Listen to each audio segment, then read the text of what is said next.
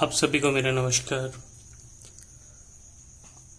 नवोदय और सैनिक entrance exam निकालने के लिए ये सबसे पहले कंपलसरी है कि आपको मिनिमम 30 तक का टेबल बिल्कुल कंठस्थ आना चाहिए। ये ज़रूरी इसलिए भी है कि मेंटल एबिलिटी बहुत इजी पार्ट है।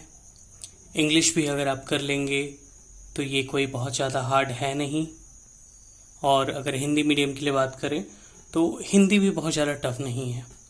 बट मेन दिक्कत कहाँ पे होता है? मेन दिक्कत होता है मैथ्स, जो कि 20 क्वेश्चंस आते हैं और इन 20 क्वेश्चंस में से हर कोई 1.25 मार्क्स का होता है। मतलब अगर इसको देखा जाए तो ये टोटल 25 मार्क्स कैरी करता है नवोदय में। और अगर इसी को सैनिक में देखें तो 50 क्वेश्चंस आते हैं जो कि 3-3 मार्क्स के होते हैं। मतलब 150 नंबर सैनिक में ये खुद से कवर करता है। तो सबसे इम्पॉर्टेंट पार्ट जो कि है वो है मैथ्स, और मैथ्स सॉल्व करने के लिए यहाँ पे सबसे ज़रूरी है आपको फास्ट कैलकुलेशन। अगर आपका कैलकुलेशन बहुत फास्ट है तो आप बहुत आसानी से कर सकते हैं, और अगर कैलकुलेशन आपका फास्ट नहीं है तो आपको ये बहुत ज़्यादा दिक्कत क्रिएट करेगा। तो इसके लिए ज़्यादा बेहतर ये होगा कि आप सबसे पहले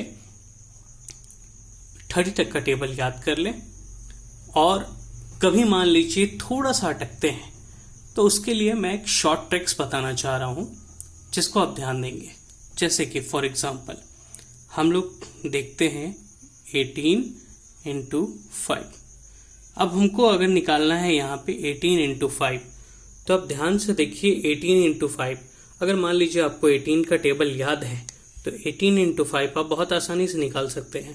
बट अगर 18 का टेबल याद नहीं है तो मैं एक ट्रिक बताना चाह रहा हूँ आपको, या किसी का भी टेबल याद नहीं है तो मैं एक छोटा सा ट्रिक बता रहा हूँ। इस चीज़ से शुरुआत में आपको भले थोड़ा सा टाइम लगेगा, बट जैसे ही आदत बन जाएगी तो ये बहुत आसान हो जाएगा आपके लिए। सबसे पहले देखिए 18 के बारे में। 18 को हम लोग जानते हैं कि हम लोग 10 और 8 लिख सकते हैं। अब हम लोग ये जानते हैं कि अगर हम लोगों को 18 को 5 से मल्टीप्लाई करना है तो 18 को सबसे पहले आप बांट लीजिए 10 और 8 में। 10 5 जा 50 होता है और 8 5 जा 40 होता है। मतलब अगर इन दोनों को ऐड करें तो ये आ जाएगा आपका 90। मान लीजिए अगर इसको आपको कैलकुलेट करना है तो सबसे पहले आप दिमाग में कैलकुलेट करेंगे, बिकॉज 10 तक का टेबल लगभग हर किसी को याद रहता है, तो बहुत ज़्यादा दिक्कत नहीं है। यहाँ पे आपको 1 का टेबल आना चाहिए। 1 का टेबल मतलब 1 5 जा 5 होता है। अगर आप इसको 10th प्लेस में देख रहे हैं तो 1 5 जा 5 मतलब 50 हो गया, और 8 5 जा हमारे पास होता है 40। मतलब 50 और 40 आप दिमाग में लिख के बोल सकते हैं कि ये हो जाएगा 90। अब इसी को दूसरे तरीके से हम लोग देखते हैं। दूसरा एक टेबल मान लीजिए 23 4 जा। हम 2 का टेबल जानते हैं। 2 का टेबल क्या होता है? 2 4 जा 8। मीन्स अगर 2 यहाँ पे 10th प्लेस में है तो हो जाएगा 80, और 3 4 जा होता है हमारे पास 12। ये टोटल कितना हो जाएगा? 92। क्या आपको 23 का टेबल आता था?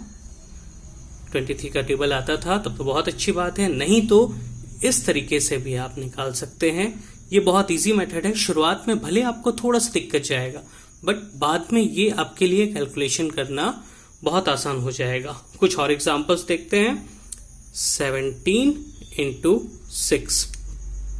अब 17 × 6 है। मान लीजिए 17 × 6 है तो आप इसको सबसे पहले देखिए 1 6 जा 6। इसका मतलब 60 आप दिमाग में नोट करके रखिए कि 60 होगा, और 7 6 जा 42। अगर आप इन दोनों को ऐड करेंगे तो 60 और 42 मतलब यहाँ पे आ जा रहा है आपका 102।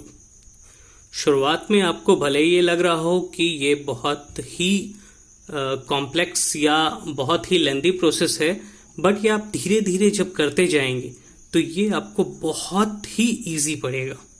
जैसे कि कुछ और एग्जांपल्स देखते हैं। 33 × 4। 3 4 जा कितना होता है? 3 4 जा होता है 12। मीन्स 120 आप दिमाग में नोट कर लेंगे। 120 होता है और 3 4 जा होता है 12। 120 और 12 132। बहुत ही इजी तरीका है। आप एक बार घर में ट्राई कीजिए। अगर आपको कोई दिक्कत जाए तो आप प्रैक्टिस कीजिए, बिकॉज आप जितना प्रैक्टिस करेंगे उतना आपके लिए बेहतर होगा। बहुत बहुत धन्यवाद।